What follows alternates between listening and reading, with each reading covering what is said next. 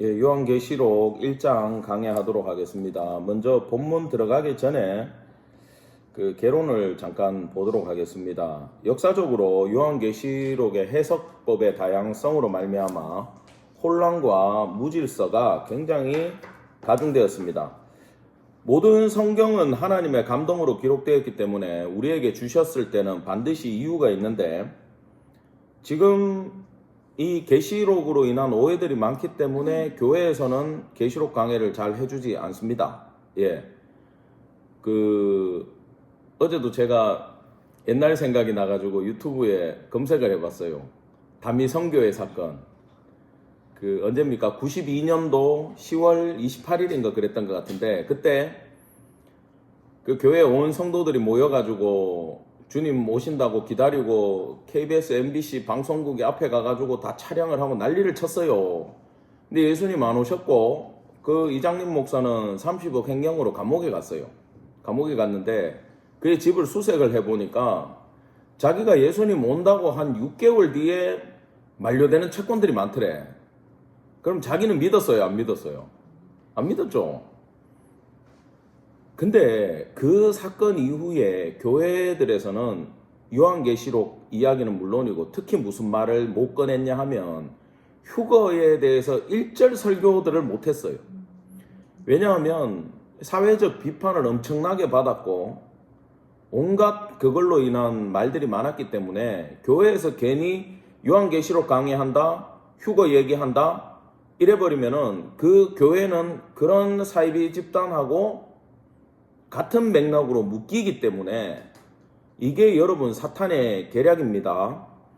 무지개는요, 하나님이 노아한테 다시는 내가 물로 너희를 심판하지 않겠다라고 주신 상징이고, 나중에 우리가 기회가 되면 공부하겠습니다만은 예수 그리스도를 상징하는 게 무지개예요. 근데 그걸 누가 심볼로 씁니까? 동성애자들이 심볼로 써버리면서 교회에서 앞에 현수막 만들고 뭐 할 때 무지개 얘기를 못 꺼냅니다. 왜냐하면 사람들이 무지개만 보면 누가 생각나요? 동성애자들이 생각나니까 무지개 얘기를 못해요. 하나 더 얘기해 드릴까요? 이게 다 사탄의 전략이에요.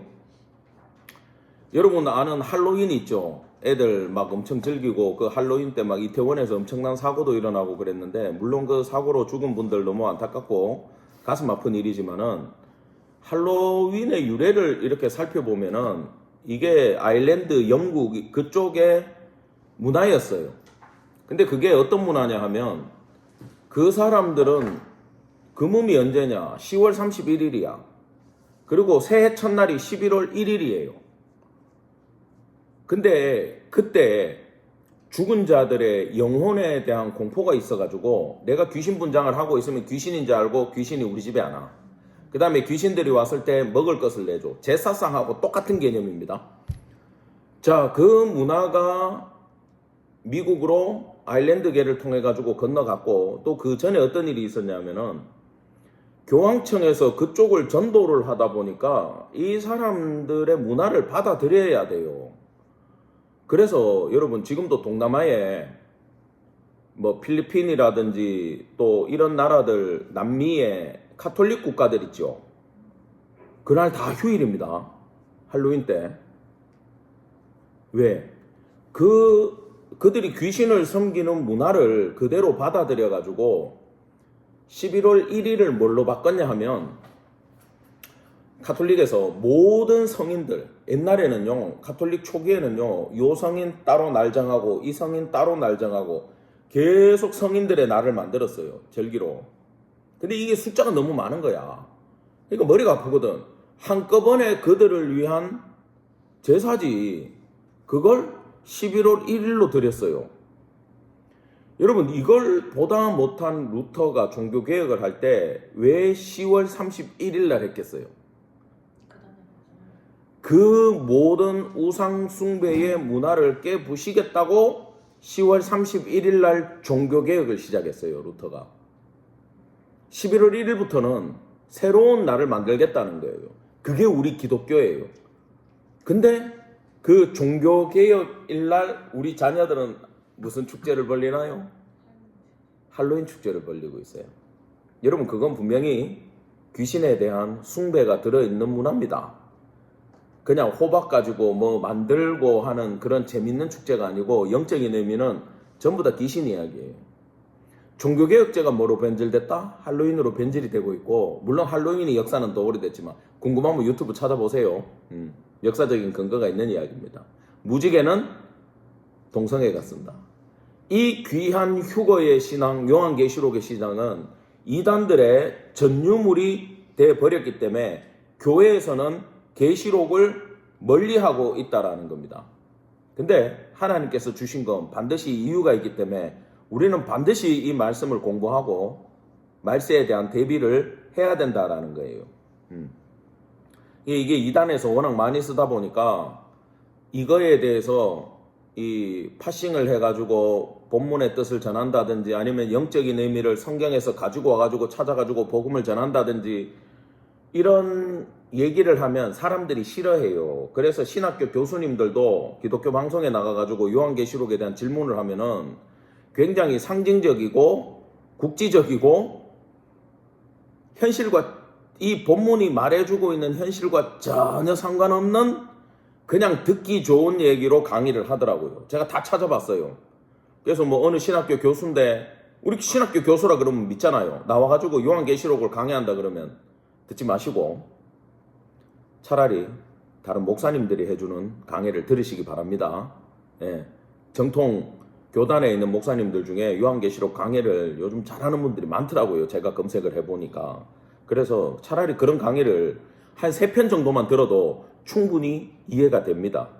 그리고 이걸 들으시는 분들은 이 강의를 끝까지 잘 따라와 주시기를 바랍니다. 근데 이게 문제가 됐던 게 종교개혁을 할 때 루터나 칼빈조차도 이 요한계시록을 제대로 주석해 주지 못했어요. 그러다 보니까 기독교 개혁 신앙 안에서 요한계시록에 대한 정답이 없는 시대를 우리는 500년 넘게 살아왔다라는 거예요. 그래가지고 요한계시록에 보면 14만 4천 명이라는 숫자가 나오는데 이걸 가지고만 만들어진 이단이 여러분들이 아는 몰몬교, 여호와의 정인, 신천지 이들이 전부 다 이 14만 4천 명 이거 가지고 종교를 만들었고요. 그 다음에 이 14만 4천 명에 대한 해석 때문에 교단이 나눠지기도 했습니다. 실제로. 그 다음에 뭐 돌아가신 분 얘기해서 그렇지만 여의도에 있는 큰 교회 목사님도 과거에 한때 이걸 해석함에 있어가지고 세대주의적 전천년설이라고 하는 그걸로만 요한계시록, 왜냐하면 그 목사님 공부하던 시절에는 그 책밖에 없었어요. 우리나라에. 그러다 보니까 이게 시간 순서대로 일어나는 일이고 이때 이 사건은 뭐고 이때 이 사건은 뭐고 우리가 과거는 충분히 볼 수 있습니다. 다니엘 얘기할 때 제가 그 신구약 중간기에 있었던 역사를 가지고 셀류쿠스 왕조, 뭐 톨레미 왕조, 뭐 안티파테를 이야기하면서 지나갔잖아요. 그건 과거형이었기 때문에 충분히 역사로 검증이 돼요. 근데 요한계시록은요. 여러분 종말이다 그러면 언제부터 종말인지 압니까? 예수님 십자가에 죽으면서부터 종말이 시작됐어요. 대신 이게 계속 이어지는 종말입니다. 그 다음에 이게 예수님 다시 오실 때 끝나는 게 종말이에요. 그럼 우리는 종말의 시대를 살아가는 성도들이고 초대교회 성도들은 뭡니까? 종말 초기 성도들일 뿐이에요. 그래서 이 종말 신학은 기독교에서 절대 없어지면 안 됩니다. 그런데 신천지 이만희 교주 같은 경우에는 요한복음 16장 2절을 이렇게 해석을 했습니다. 내가 아직도 너희에게 이를 것이 많으나 지금은 너희가 감당하지 못하리라. 그런데 그 바로 밑에 보면은 진리의 성령이 오시면은 그분이 너희를 인도할 거다. 예수님 돌아가시기 전에 그 모든 구속사 이야기를 해줘봐야 제자들이 봤습니까? 못 봤습니까? 그때는요, 예수님이 죽는다는 얘기도 듣기 싫어했어요. 주여 그리 마옵소서 그랬던 시절이에요. 왜? 예수님이 왕되면 내가 한 자리 해야 되는데 자꾸 죽겠다 그러니까. 그런 일 없을 겁니다. 우리가 지킬 겁니다. 그랬잖아. 그 시절에 우리가 알고 있는 이 구속사의 이야기를 하면 제자들이 듣겠어요? 못 듣지. 예수님 부활승천 하시고 오순절 성령이 강림한 이후에 성령이 예수님의 영이지 않습니까? 하나님의 영이잖아요. 와가지고 제자들을 그때 가르치겠다라고 하는 이 귀한 복음의 말씀을 교주는 뭐라고 얘기하냐 하면 너희가 감당 못하니 예수님이 말해주지 않았다. 그래서 요한계시록을 요한을 통해 가지고 또 주신 거는 맞다. 교회는 이걸 감당을 못한다. 너희는 교회다. 이건 누구만 감당할 수 있느냐? 신천지만 감당할 수 있다. 그리고 그러면 우리가 물어보죠. 13절 얘기는 뭡니까? 그러면 이만희가 하는 말이 내가 성령이다. 그 예수께서 보낸다고 하는 성령이 나다. 우리 진리의 증거장막 성전에 오지 않으면 너희들은 요한계시록을 이해할 수 없다라고 전하고 있어요. 그게 신천지의 현실입니다. 심각하지요? 그런데 그 말도 안 되는 이런 신학적인 교리에 사람들이 왜 많이 빠져들고 이단들에 왜 많이 넘어가느냐. 자, 넘어가는 사람들의 심리를 분석을 해보면, 어떤 목사님이 신천지에 빠진 딸을 구해갖고 끄집어냈대. 어떻게 하셨어요? 옆에 다른 목사님들이 물어보니까 나는 걔를 내 딸로 보지 않았어. 이단에 빠진 교인이라고 생각하고 내가 접근을 했어. 왜냐하면 거기에 빠지면요, 처자식 모릅니다. 여러분, 이단에 빠져가지고 그 시한부 종말론에 빠진 자들은 재산 다 갖다 바치잖아요. 똑같아요. 거기도 성령이 오셨는데 내가 그분한테 잘 보여야지. 천국 가면 우리 다 못 알아보는데 니가 것들이 무슨 소용이야. 여러분, 기독교 복음은 상식이 아닌 게 있어요. 근데 상식의 틀 안에도 있어요. 근데 이단들은 그 상식의 틀을 벗어나 버려요. 하나님이 만든 피조세계의 질서를 벗어나는 게 이단들이에요. 그래야 내가 돈을 버니까. 그렇게 딸을 대하고 남처럼 대하면서 접근해서 가르쳐가지고 끄집어냈다 그러더라고. 그래서 제가 그 설명을 듣고 깜짝 놀랐어. 야, 가능하구나. 나올 수 있구나. 들으시는 분들 주변에 신천지 대할 때 가족이나 친구로 대하지 말고 이단에 빠진 성도로 대하면 빼낼 수 있습니다. 그러기 위해서는 우리가 그들보다 성경을 더 알아야 된다, 몰라야 된다? 정확하게 더 알아야 된다라는 것이 핵심인 거예요. 여러분, 때를 얻든지 못 얻든지 이 얘기는 뭐냐 하면은 내가 내일 친구들을 만나. 그래서 그때 어떤 복음을 전해야지라고 때를 얻은 거잖아요. 당연히 준비하셔야 돼요. 근데 나는 오늘 왜 준비되어 있었냐면 내 저녁에 준비되어 있지 않으면 성령께서 만나게 해주고 복음을 전해야 되는 자리에서 내가 말씀을 못 전하기 때문에 예약이 되어 있든지 예약이 없든지 말씀으로 준비하라는 이야기가 때를 얻든지 못 얻든지라는 참뜻입니다. 여러분, 그렇게 준비되는 성도 되기를 간절히 축원합니다. 다시 돌아가서 왜 사람들이 이단 사이비에 빠져드느냐, 왜 못 나오느냐. 자, 거기에 제가 다 메모를 해놨는데 첫 번째 이유는요, 고난을 회피하고 싶어요. 이장님 목사한테 빠졌을 때 92년도야. 나도 빠지고 싶었어. 근데 저는 이 돌다리도 두들겨 보다가 못 건너는 사람이기 때문에 굉장히 조심스러워. 92년도가 제 고3 시절이었습니다. 나이 생각하지 마세요. 92년도가 제 고3이야. 그때 예수님이 오시면 나는 학력고사, 수능 세대가 아니야. 학력고사를 안 봐도 돼. 그래가지고 마음속으로 내심 주님 빨리 오셨으면 좋겠다. 중학교 때부터 생각했어. 92년도에 오기를. 근데 저는 아직까지 예수님이 안 오셔가지고 휴가가 못 됐단 말이에요. 왜? 모두가 고생하고 싶은 사람 없어요. 그래서 고난을 피하고 싶으니까 시한부 종말론에 빠지는 겁니다. 그 다음에 또 뭐가 있냐면은 이 신앙 기독교 예수를 통해 가지고 원하는 게 물질적 축복을 원하는 거예요. 근데 기독교 복음에는 물질적 축복도 있지만 고난도 있고 너희가 환난을 당하나 내가 너희와 함께 하겠다. 같이 환난을 당하자. 예수님 이래 얘기해 버리니까 환난 당하기 싫은 사람은 이단한테 가면 좋거든. 내가 다 면하게 해주겠다. 그리고 이단들의 전도 기법 중에 취업 안 되는 친구들 취업시켜줘. 이단 직장에. 가정에 어려움을 겪는데 찾아가가지고 실질적인 도움을 줘버려요. 어떻게 그 사람들의 권유를 외면하겠습니까? 내가 신세를 졌으면. 우리나라 사람 문화에는 불가능합니다. 그게. 그래서 물질 때문에 빠져들어가고 안전한 구원의 삶을 추구하기 때문에 그렇게 돼 있어요.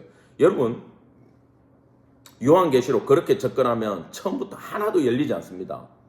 나는 고난을 피하겠다. 요한계시록 볼 수가 없어요.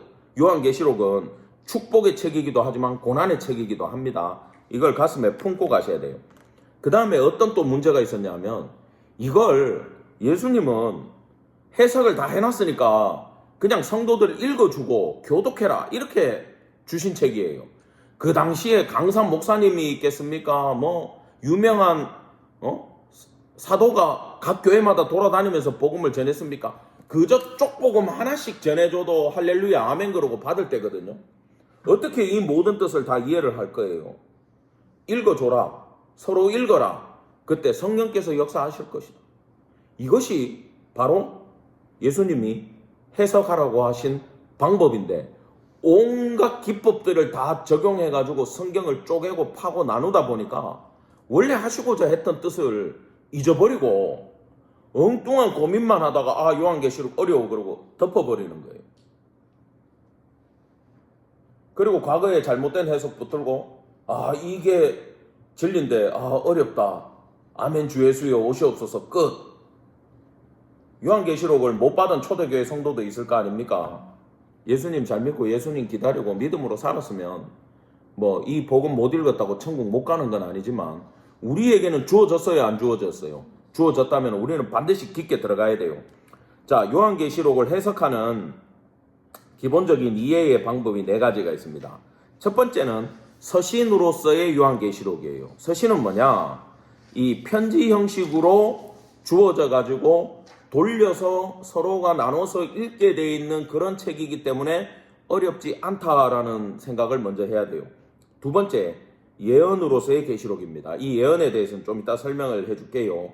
예언인데 하나님 우리한테 말씀을 맡겼는데 주는 방식이 요한한테 실제적인 환상으로 계시의 방법으로 주신 스타일을 갖고 있는 책이라는 것을 감안해야 돼요. 세 번째, 설교로서의 요한계시록입니다. 이건 이미 해석이 되어 있고 목사님들이 설교할 때 말씀을 풀어주지 않습니까? 이미 풀어져 있는 설교다라는 것을 반드시 생각해야 돼요. 그래서 일곱 촛대, 별, 사자 이거 뭐지? 뒤에 다 나와요. 아시겠어요? 다 뜻이 해석되어 있으니까 두려워할 필요가 없습니다. 그래서 이것은 해석되어 있는 책이기 때문에 설교문이고, 목사님들 설교할 때 자 마무리하겠습니다. 마지막으로 끝으로 있는 책이에요. 그 다음에 우리 교독문 하죠. 사회자가 말씀 읽고 성도가 읽고 아멘하고, 여러분 이 앞에 그 구성으로 되어 있습니다. 예배 때 서로 교독문으로 읽으라고 되어 있는 책이 요한계시록이다라는 거예요. 자, 해석 방법의 과거의 문제점에 대해서 너무 자세히는 하지 않고 잠깐만 풀어드리고, 이 해석법이 왜 나왔는지 알아야 여러분들이 속지를 않습니다. 먼저 과거적 해석이 있어요. 이거는 과거에 끝날 일이야. 이걸 누가 만들었냐 하면 예수의 신부 사제였던 알카이저라는 신부가 만들었어요. 이 해석법은. 그리고 이거는 미래에 있을 얘기야. 그것도 똑같아요. 예수의 사제인 프란시스 리베라가 만들었어요. 여러분, 예수회라는 단체 많이 들어봤죠? 어디 조직입니까, 얘들이? 카톨릭 조직이에요.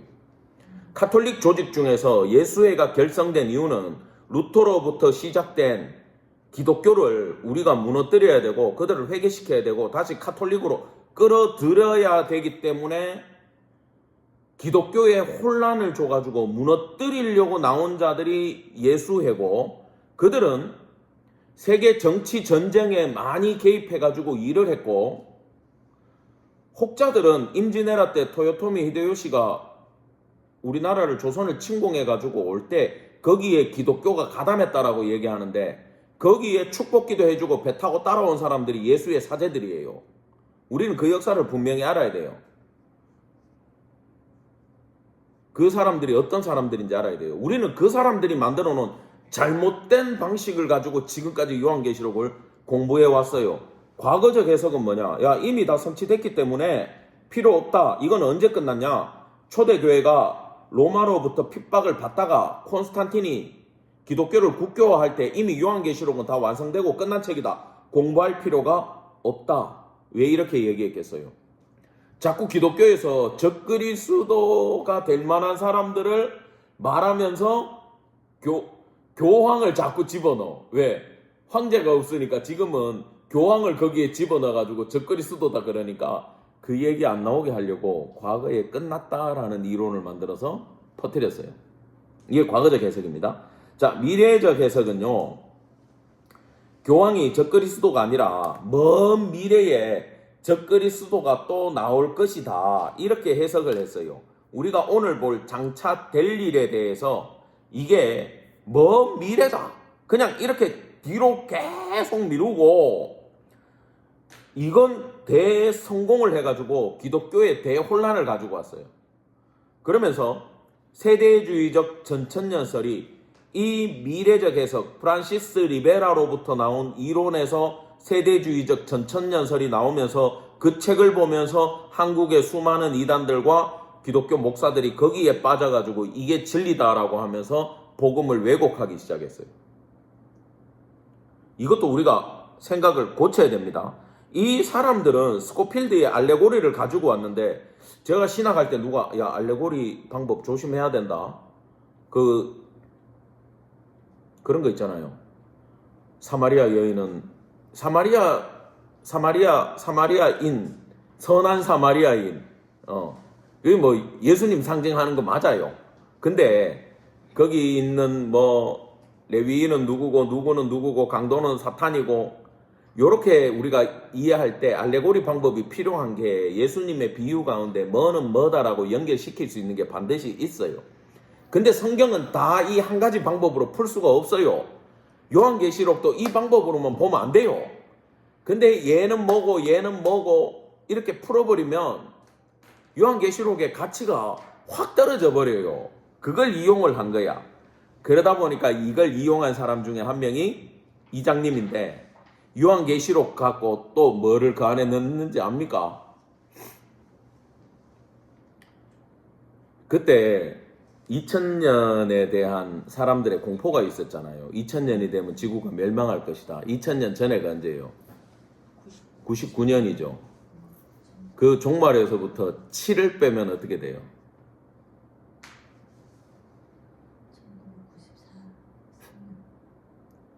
2년이 되잖아. 그죠? 9 빼기 7년 대환란을 빼면 92년이지.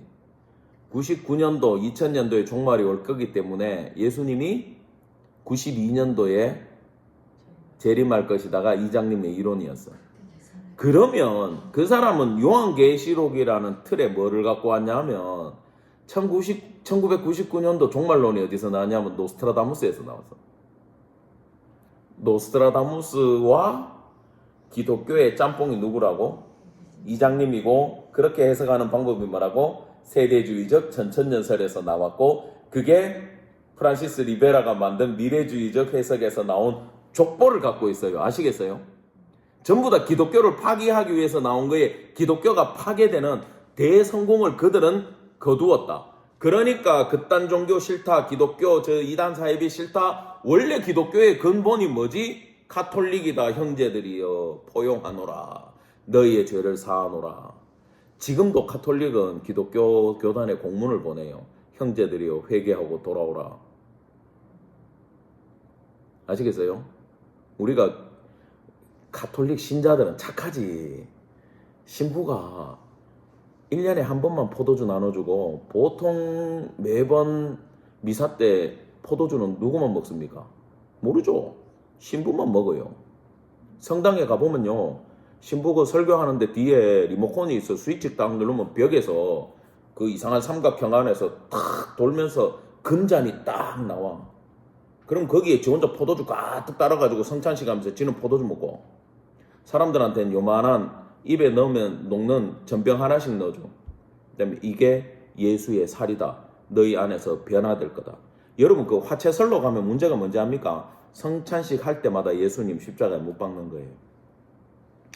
기독교는 영적 임재설 얘기하고 교단 따라 조금 얘기는 틀리지만 너희는 예배 때 이걸 하면서 밥 먹을 때마다 뭘 하라 그랬어요? 나를 기념하라 그랬어요.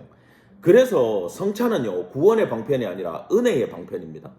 우리가 은혜를 경험하기 위해서 성찬을 하는 거예요.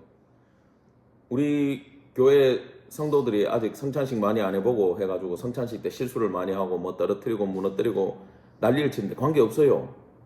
그래도 은혜의 방편이기 때문에 그걸로 구원이 달려있는 게 아니기 때문에 카톨릭은요, 성찬 실수하면 죽습니다, 신부. 왜? 구원의 방편이기 때문에. 그래서 신학교에서부터 그 성찬할 때 실수 안 하게 훈련을 엄청 시켜요. 근데 기독교에는 그 훈련이 없어요. 왜 없는지 모르겠는데 제 기억에는 신대원 다닐 때 한 번인가 했어. 훈련으로 한 거는. 은혜의 방편이기 때문에. 우리는 그 입에 녹는 거 안 줘요. 씹으라고 빵 주지. 예전에 저는 빵 하도 큰 거 줬더니 성도님들이 문제 제기를 했어. 목사님, 안 넘어갑니다. 그때 그 성도들의 신앙이 약해가지고 얘기를 못했는데 안 넘어가야 돼요. 입에서 탁 끌려가지고 그 예수의 살을 기념하면서, 물론 그 빵이 예수님의 살은 실제적인 살은 아닙니다만, 그걸 씹으면서 오늘도 내가 예수님의 살을 씹으면서 삽니다. 포도주 마시면서 내가 예수님의 피를 마시고 그 은혜로 구원받았습니다. 주님 감사합니다. 그 힘으로 제가 살겠습니다. 그래야 되니까 빵을 내가 이따만한 그릇 입에다 넣었거든. 그때 목에 걸려가지고 안 넘어가요. 포도주 줄 때까지 그 아침에 밥도 안 먹고 와가지고 침도 안 나오는데 카스테라 목에 걸려가지고, 어떤 교회는 바게트로 한대. 더 씹어라. 충분히 씹어라. 그래서 그걸 가르쳐준 선배 목사님은 그 얘기 하더라고. 식사기도 제발 하나님 이 밥 주셔서 감사합니다. 건강하게 해주시고, 그거보다 예수님 생명의 떡으로 우리에게 생명 주셔서 감사합니다. 이렇게 기도 한번 해보래요. 그 매주일 식사가 엄청 은혜 될 거라 그러더라고. 제가 이번 주 주일날 그렇게 식사 기도를 해야 되는데 기억이 날지 모르겠습니다. 자, 넘어갑시다. 그 다음에 역사적 해석이란 게 있어요. 요건 예수님의 초림부터 재림까지에만 있었던 일이다라고 요한계시록을 한정짓는 아주 문제가 많은 겁니다.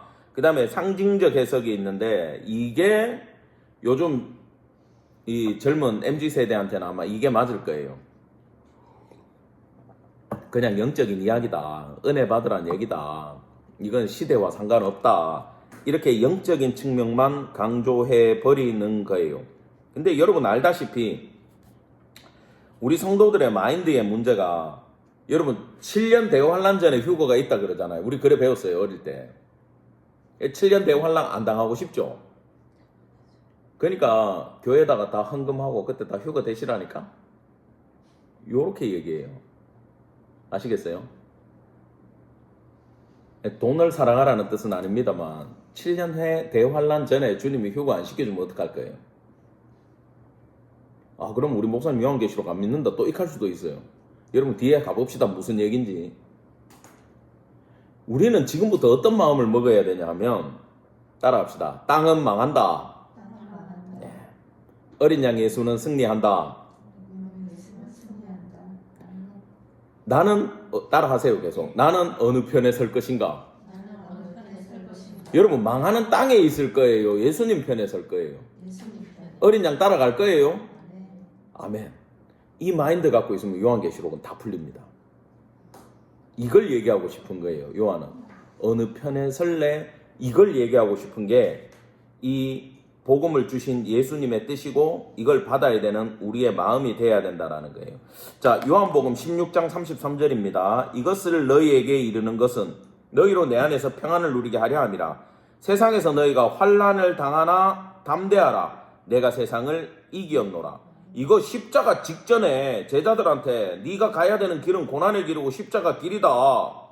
너는 이 길을 통과해야 된다. 누구와 함께? 나와 함께.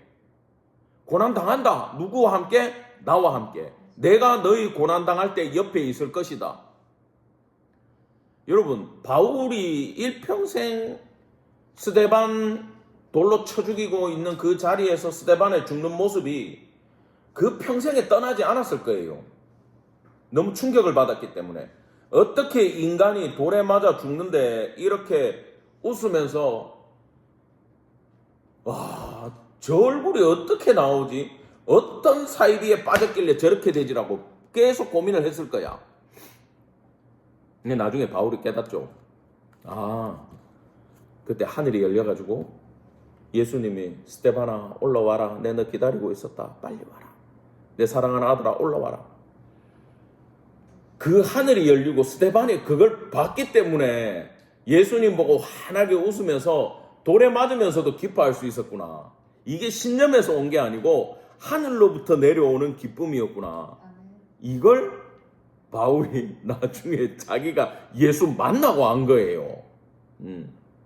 그래서 바울은 이걸 전하지 않을 수 없었거든요. 여러분, 예수 믿는다는 건 이 예수님이 빠져버리면 아무 의미가 없어요.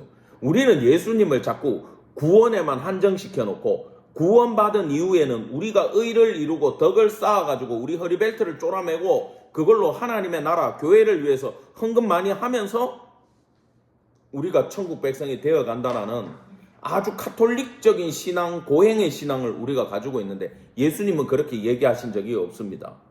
기쁨의 삶을 살든 고난의 삶을 살든 나와 함께 가고 네가 죽는 순간에 내가 너를 찾을 것이고 너를 데리고 갈 것이다.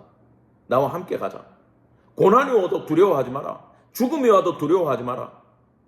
여러분, 그 로마 시대 때 성도들이 초대교회 성도들을 붙잡혀 와가지고 물론 그냥 노예들도 그렇게 죽이게 하고 뭐 포로들 그렇게 죽이기도 하고 예수 믿는 사람들 누명 씌워가지고 죄수 만들어가지고 그렇게 죽이기도 했어요.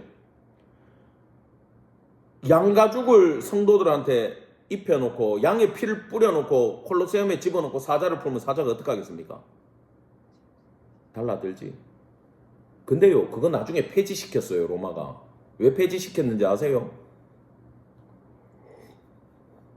그 중국에 관광지 가면요, 동물원에 얼마나 잔인하나 하면 사람들은 위에 난간에서 보고 있고 밑에 사자들, 맹수들이 있어요. 거기에 생닭, 생토끼, 생염소를 던져버립니다.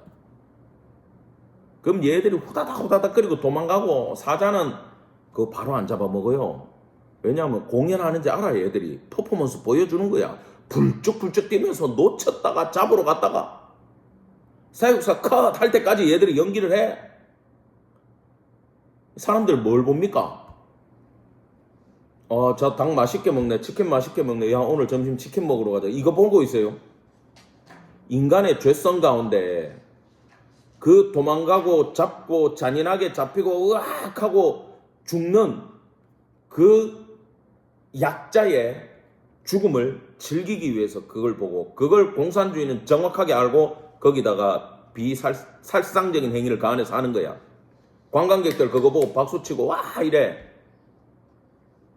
그거하고 똑같은 게 로마에서 일어났고 그 희생으로 던져졌던 짐승이 기독교인이 됐을 때 이게 나중에 왜 폐지됐냐 하면 재미없대. 보통 노예들은 살려고 도망을 가는데 사자가 쫓아가야 재밌는데 이 사람들 중간에 둘러앉아가지고 손잡고 찬양 부르고 있거든. 와가지고 내 와이프가 물어뜯기고 내 자식이 물어뜯기고 내가 물어뜯기는데 찬양 부르면서 나는 어린 양을 따르리 주님 그러고 하늘 바라보고 죽어버리는 거야. 조용하게 찬양 부르다가. 공연 퍼포먼스가 일어나질 않아. 볼 게 없어. 그러니까 야, 저 예수생들 빼라. 재미없다. 삶의 희망이 있는 것들 집어넣어라. 살아남으면 풀어준다 캐라. 그럼 미친듯이 도망가겠지. 나중에 재미없다고 기독교인들 죽이지도 않아요. 여러분, 초대교회 성도들이 살았던 건 그런 시대예요. 지금 젊은이들이 직장생활하면서 예수 믿기 힘듭니다 징징거리지만 그때 성도들하고 비교나 할 수 있습니까? 이 요한계시록은요 그걸 말하고 있어요. 너희가 어떤 고난을 당해도 이 말씀 붙들고 견딜 수 있는 메시지를 내가 주겠다. 얘들아 같이 가자. 예수님 우리에게 그 말씀을 줍니다. 그 다음에 이걸 다시 본론으로 돌아가서 서론이 굉장히 긴데 오늘 서론하고 잠깐 쉬었다 하겠습니다. 이 해석하는 방법이요, 여러 가지가 있어요. 근데 저는 어릴 때부터 안 게, 성경은 시간과 공간의 축은 변한다라는 걸 알았어요. 근데 뭘 몰랐냐 하면 유대인들이 성경을 기록하고 말을 할 때 이 사람들이 가지고 있는 논리를 이해를 못했어요. 여러분 쉽게 말해서 성경은요 유대인들이 적은 거 아닙니까? 그죠? 근데 신약은 어떤 글로 적었어요? 그리스 말 헬라어로 적었어요. 히브리어를 쓰고 아람어를 쓰던 유대인들이, 이스라엘 사람들이 제2 외국어인 헬라어로 성경을 기록하기 때문에 거기서 오는 차이가 있고요. 또 어떤 차이가 있냐 하면은 이 사람들은 뒤에서 제가 그 키아즘이라고 하는, 제가 설교할 때도 이거 평행 대국 구조 A, A-B, B- 뭐 이런 거 얘기할 때가 있죠. 그런 구조로 되어 있습니다 하는데 요한계시록도 그런 구조로 되어 있어요. 그리고 계시록 12장 5, 6절은 누가 봐도 예수님의 탄생 얘기인데 바로 뒤에 12장 7절 가면 창조와 그 이전 시간으로 확 하고 뒤로 넘어갑니다. 그리고 쭉 풀어오다가 또 어떤 장면이 있냐면 대단원의 막을 내리기 전에 이 역사를 한번 처음부터 끝까지 훑어주고 가요.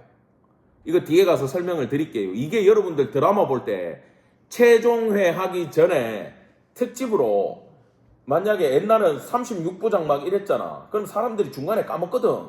그러면 마지막 36부 하기 전에 특집이 들어가. 1부부터 35부까지 있었던 이야기를 한번 훑어주고 가요. 그것도 요한계시록에 기법이 들어가 있어요. 그렇기 때문에 이거 세대주의적 시간적으로 풀어버리면 완전 죽음입니다. 그 다음에 지상과 천상을 왔다 갔다 하면서 이거를 입체로 보여줘요. 이것도 이해하지 못하면 이해를 못해요. 그래가지고 이 모든 구성을 먼저 우리가 알고 가야 된다라는 겁니다. 그리고 성경은 기본적으로 이 마인드라는 게 중요합니다. 창세기 1장, 창세기 누가 적었어요? 모세오경 누가 적었어요? 모세가 적었죠. 그러면 창세기는 어떤 마음으로 읽어야 돼요? 나는 과학자가 돼가지고 인류의 진화를 연구하기 위해서 창세기를 읽어야지 하면 풀릴까 안 풀릴까? 안 풀리죠. 누구 마음으로 봐야 돼요? 새로운 가나안 땅에 들어가야 되는 백성들한테 우리가 어디서부터 왔고 어디로 가는지 어떤 존재인지를 알려주기 위해서 쓴 책이 창세기요. 그러면 창세기는 누구의 마음? 모세의 마음으로 읽으면 풀리는 책입니다. 알겠죠? 그러면 요한복음을 우리가 읽을 때 대부분 실수하는 게 이 로고스를 파싱해가지고, 로고스 말씀, 헬라어의 말씀이거든. 그리고 그거는 플라톤 철학에서 온 단어야. 그러면 플라톤 철학까지 끌고 와가지고 이거는 뭐다 해도 대충 풀려. 근데 그 얘기 아니에요. 외국인이잖아. 외국인들한테 또 복음을 전해야 되는데 전혀 모르는 단어를 가지고 히브리어로 설명을 못하니까 오해가 생겨요, 안 생겨요? 생기죠. 또 번역하다가 오해가 생겨요, 안 생겨요? 생겨요. 그래가지고 거기 나오는 로고스는 절대 헬라어라고 해서 헬라 철학으로 풀면 안 되고, 또 구약의 말씀이다라고 그 말씀만으로 풀어도 다 안 풀려요. 여러분, 요한이 요한복음을 기록할 때의 기법이 로고스라는 외국어 전제를 설명을 해야 되는데 이게 예수님의 본질인데 이 본질이 품고 있는 맛이 너무 많아. 예수님이 단순한 분이 아니잖아요. 아주 이 기술적으로 예수님의 능력이 다양하고 만유의 준데 뭐 오죽하겠어. 근데 이걸 인간들한테 설명할 길이 없으니까 로고스라는 함수 x처럼 딱 전제를 두고 여기서부터 수학처럼 풀어나가는 거야. 그러니까 예수님은 x, 로고스는 양의 문이다. 알았지? 예수님은 선한 목자다. 알았지? 포도나무고 우리는 가지다. 예수님은 나무다. 근데 이걸 신학교에서는 에고, 에이미, 구절 몇 개냐 해가 그거 시험만 보거든. 이게 누구를 말하는지, 왜 로고스가 나왔는지는 설명을 안 해주니까 헷갈리는 거예요. 말씀 때문에. 그래서 설교 다 틀리는 거지. 그 X를 두고 얘기를 하고 있는데 이 단어를 풀고 앉았어. 답이 안 나와요. 요한복음 전체를 봐야 로고스가 뭔지 알아요. 여러분 이런 원리도 성경을 이해할 때 알아야 돼요. 그 다음에 또 어떤 마음으로 봐야 되느냐? 제자가 스승 대신 예수를 바라보는 마음으로도 봐야 돼요. 근데 계시록은요 어떤 마음으로 봐야 될 것 같아요? 아까 시대적 배경이 어디라 그랬죠? 로마 시대라 그랬죠. 황제가 있고 황제 숭배를 하고 아도나이 내가 주다, 내가 하나님의 영광을 갖겠다. 동전에 뭐 우리의 하나님 뭐 황제 이름 집어여가 지 얼굴 찍어가지고 그 옛날에 헬라 시대부터 그랬잖아요. 안티오쿠스 4세부터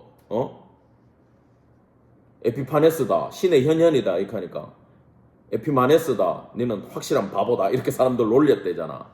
근데 그때 이 계시록을 봤던 시대의 초대교회 성도들의 삶은 아까 이 콜로세움인가 붙잡혀 가가지고 순교당하는 삶이라 그랬고 나중에 땅속으로 들어가야 되는 삶이고 그 황제를 주라고 시인 안 하면요 협동조합에 길드에 가입을 못해요. 길드에 가입을 못하면 어떤 일이 있냐 하면은 거래를 못해요. 계약을 못해. 이게 그냥 사고 팔고 뿐만 아니라 음식 하나 못 사. 그 다음에 그래도 내가 사겠다 그러면은 내한테는 30배 불러. 그러면 성도들은 예수를 주라고 불러버리고 황제를 주라고 나는 못 부르니까 그러면 삶이 어떻게 했어요? 가난하고 힘들겠죠. 그때 황제를 주라고 부르라고 하고 그 황상에 예수가 아니라 황제가 앉아서 마귀노름하고 있는 시대를 살았던 성도들. 그러면 이 요한계시록을 볼 때 우리의 마인드는 누가 아도나인가? 예수가 나의 주인가? 황제가 주인가? 그 마인드로 접근을 해야 되고 반드시 승리자 예수에 대한 개념을 잊어버리면 땅과 하늘, 황제와 예수 어느 편에 설래? 그 개념을 잊어버리면 요한계시록은 풀리지 않아요. 자, 요한계시록의 구성으로 들어가겠습니다. 1장은 개요예요. 2장하고 3장에는 우리가 아는 7교회가 나와요. 근데 이 7교회는 이 7교회만을 얘기하는 게 아니라 모든 교회, 모든 성도들한테는 이 속성을 가지고 있다라는 걸로 얘기를 해주세요. 물론 1차 독자는 7교회가 맞습니다. 자, 4, 5장에는 천국이 열리는데 지상과 하늘에서의 스케줄이 오픈되는 장면이 4, 5장이에요. 7장에 가서는 아니다. 그 다음에 이 6장부터는 7 인을 떼고 7 나팔을 불고 7 대접을 쏟아요. 3, 7이 얼마? 아, 똑똑해. 20일 21개의 재앙이 오는구나. 그거 세고 있으면 큰일 나. 이게 키아즘이거든. 7개 7개 3번 올라가요. 완전수 3대 완전수 7이야. 그러면 뭐예요? 완전한 심판이 이 땅에 임하면서 땅은 완전히 망할 거다. 그 얘기를 해주고 있어요. 물론 그 국지적인 현상은 다 맞습니다. 그 다음에 이제 11장입니까? 두 증인이 나오고 14만 4천이 뭔지 설명을 해주고 하늘에서의 전쟁, 휴거, 천년왕국에 대해서 이야기를 해줘요. 그 다음에 그게 있은 이후에 음녀와 영적인 이 바벨론 사단의 세력에 대한 심판이 나오는데 누가 승리자냐는 초점으로 봐야지 자꾸 땅에 살아남아가지고 어쨌든 동간에 돈 모으고 부자로 부귀영화 누리려고 어디 나라에 가야 내가 살아남을 수 있을까? 종말은 어느 나라에 시작되나? 여러분 땅이 두루마리처럼 말려버리는데 어디 간들 살 수 있겠습니까? 대륙이 팍팍 쪼개져가지고 파쇄되는데 어디 간들 살겠습니까? 그러니까 믿는 자들 새하늘과 새 땅 준대잖아요. 거기로 오래잖아요. 거기로 부르신대잖아요. 근데 왜 자꾸 이 땅에 살아남으려고 요한계시록을 보냔 말이지. 다 망한다라는 얘기를 하고 있어요. 그 다음에 이제 그 새하늘과 새 땅 20장, 21장에서 오픈되는 과정으로 되어 있습니다. 그 다음에 제가 이 교차 병행 구조, 교차 대국 구조를 설명해 주기 위해서 이 키아즘을 설명해 주기 위해서 제가 본문을 창세기 28장 11절부터 19절의 본문을 가지고 왔어요. 자, 이거 시간이 걸리지만 요걸 읽고 마칩니다. 자, 교독합니다. 한 곳에 이르러는 해가 진지라 거기서 유숙하려고 그곳에 한 돌을 가져다가 베개로 삼고 거기 누워 자더니 사다리가 땅에 서 있는데 그 꼭대기가 하늘에 닿았고 또 본즉 하나님의 사자들이 그 위에서 오르락내리락 하고 자, 또 본즉 여호와께서 그 위에 서서 이르시되 나는 여호와니 너의 조부 아브라함의 하나님이요 이삭의 하나님이라. 내가 누워 있는 땅을 내가 너와 내 자손에게 주리라. 네 자손이 땅의 티끌같이 되어 내가 서쪽과 동쪽과 북쪽과 남쪽으로 퍼져나갈 것이며 땅의 모든 족속이 너와 내 자손으로 말미암아 복을 받으리라. 내가 너와 함께 있어 내가 어디로 가든지 너를 지키며 너를 이끌어 이 땅으로 돌아오게 할지라. 내가 내게 허락한 것을 다 이루기까지 너는 떠나지 아니하리라 하신지라. 야곱이 자기에게 이르되 여호와께서 과연 여기 계시거늘 내가 알지 못하였도다. 이에 두려워하여 이르되 두렵도다 이곳이여 이것은 다름 아닌 하나님의 집이요 이는 하나님 하늘의 문이로다 하고. 야곱이 아침에 일찍이 일어나 베개로 삼았던 돌을 가져다가 기둥으로 세우고 그 위에 기름을 붓고. 같이 보겠습니다. 그곳의 이름을 베델이라 하였더라. 이 성의 옛 이름은 루스더라. 자, 그 다음에 이 본문을 가지고 키아즘이라는 걸로 분석을 하면요. 첫 번째, 한 곳이 나오죠. 그죠? 11절에 한 곳이 나와요. 그 다음에 그 19절에 그곳이 나와요? 안 나와요? 나오죠. 이게 연결되어 있어요. 한 곳과 그곳으로 짜여져 있어요. 처음에 나는 아무 생각 없이 어디 가갖고 한 곳에서 잠이 들었는데 그곳이 알고 보니까 하나님의 집이더라 그 얘기를 하는 거죠. 어디에 간들 하나님이 집에 있겠습니까? 어느 곳이라도 하나님의 집이 될 수 있으니까 이 얘기를 하는 거예요 지금. 자, 그러면서 지금 여러분 이 본문까지 다 찾는 건 개인적으로 찾으시고 그 키아즘 분석했는 파일을 보시면은 한 곳과 그곳이 A와 A-로 연결돼 있죠. 자, 그 다음에 한 돌을 가져다가 잤어요 11절에. 그죠? 그 다음에 거기 여러분들 맨 밑에 보라색 글자 돌, 기둥, 기름이라고 하는 도구가 나오죠. 예, 돌과 돌 연결돼 있어요. 이게 B와 B-예요. 그냥 잠을 자는 도구가 아니라 이거는 제사를 위한 성별된 도구가 되었다라고 바뀌었어요? 안 바뀌었어요? 바뀌었죠. 뒤에 가서. 그 다음에 하늘이 나오고 하나님의 사자가 나오는 시각적 변화가 있었어요. 그게 C예요. 근데 C-에 가면 여기가 하나님의 전이요 하늘의 문이로다라고 하나님과 교통하는 교제로 바뀌었어요. 오케이? 꿈에서의 시각이 하나님과 교제로 바뀌는 게 C와 C-예요. 그 다음에 D는 뭐냐? 여호와가 나타났어. 나는 13절에 나는 여호와니 그러다가 16절에 가가지고 여호와가 과연 여기 계시거늘 그러면서 이건 뭐냐? 여호와의 나타나심에 대해서 내가 여호와를 받아들였다라는 거예요. 그 다음에 결론은 뭐냐? 하나님의 언약입니다. 나는 네 조상의 하나님이고 네 자손 너와 네 자손에게 이 땅을 줄 것이고 너에게 동서남북으로 엄청난 복을 내리겠다. 그러면은 여기 있는 주제는 뭐예요? 복이에요. 복 받는 자가 되라는 거예요. 아시겠어요? 어디에 가서든 어떤 도구든 하나님 만나고 네 시각이 하나님을 받아들이는 것으로 바뀌고 하나님의 임재하심이 너의 신앙으로 바뀔 때 네 삶은 복될 것이다 라는 기법을 가지고 아주 유대인들만 알아볼 수 있는 키아즘이라는 교차 평행 구조라는 걸로 A, B, C, D, M 메인이죠. 그 다음에 D-, C-, B-, A-라는 기법을 딱 적용해가지고 이거 성경에 엄청나게 나옵니다.